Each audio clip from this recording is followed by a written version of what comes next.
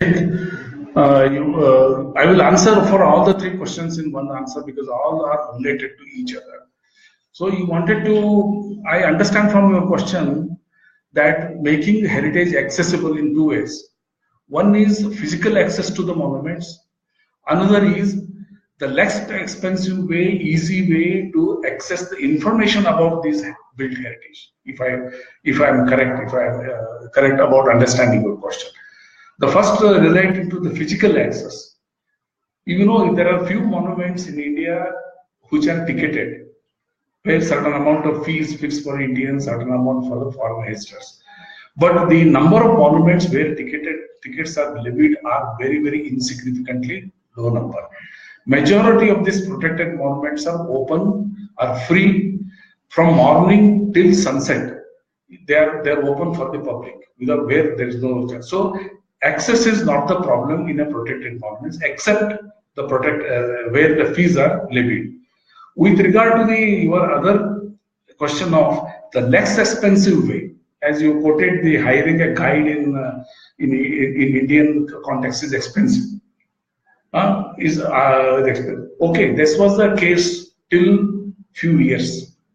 The guides were appointed, approved by the state archaeology, state tourism department, central archaeology, central tourism departments. The rates were fixed; they were operating there, so they were the only means of doing so. But as with the explosion of the internet, the digital technologies world over, now this gap.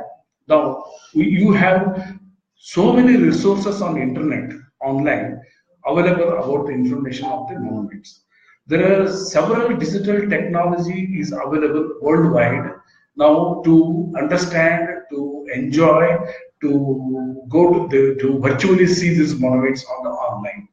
So government of India, in India also, the increasing use of these internet technologies, digital technologies are being used not only by the private people, but also by the government. There is an increased pace of doing this. I can quote you some examples. You ask for some successful, share with me some successful examples. So there is a tourism ministry, government of India. I'll quote some few, has launched incredible India mobile application recently. Through this mobile application, you can do most of the things you would like to do in a heritage site. Buy a ticket, go there, read information before going there, and access all facilities. And it is launched for this. And now in Government of India, with the collaboration of Google, has launched so many projects. The Google has launched about 100 monuments, what is called virtual tour of the monuments, important monuments.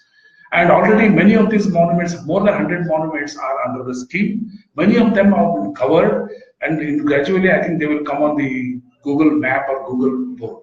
These give you virtually, you can walk through these monuments and also read about the monuments. And this through Google and the government initiative, you have many majority of the major museums like Goa Museum in Old Goa, the Mushirabad Museum in Mushirabad, in the Delhi Museum museum. Many museums have also been brought online where you can view the display of important antiquities in the museums. That is one more. And recently, Autodesk, their company, has partnered with Government of Rajasthan in preparing a 3D models of some heritage monuments of Jaipur city and other cities. This work is going on. So you can enjoy the 3D models sitting in your computer. You can enjoy those models before visiting those things. And Archaeological Survey of India, which is a custodian of many of these things, has opened a portal, online portal, where they have opened a must-see monuments. More than 100 must-see monuments have been put on this portal, where you can see all the information pertaining to those monuments, conservation work done, all related information that when to visit, where to stay, all related information is available on that. Apart from that, private initiatives like NIAS in Bangalore, National Institute of Advanced Studies, a part of the Indian Institute of Science, in collaboration with Department of Science and Technology, has launched the Digital Hampi project. They are creating digitally the whole Hampi monuments. Microsoft Bangalore has also done similar project on Digital Hampi. So many projects are already on the way, and they are being used for that. This is for relating, enjoying the tourism aspect, enjoying the tourism facilities, seeing the monument. Regarding documenting these cultural heritage resources also, especially in the previous questions, there was a question about unprotected heritage.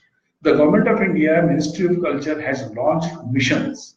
National Mission on Manuscripts, National Mission on Intangible Heritage, National Mission on Ancient Unprotected Monuments and Antiquities.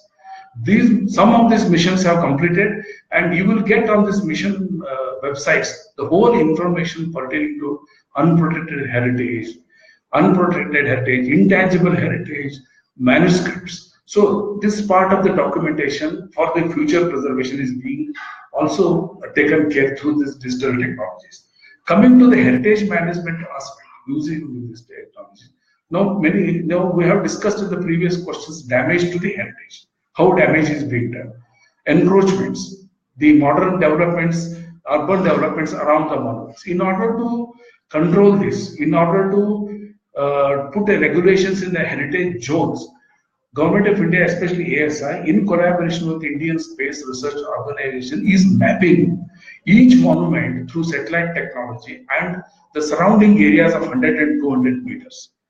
Each monument, each house opens, everything is plotted here. You can go to that site. The site is known as Bhuvan, the ISRO site, which is a free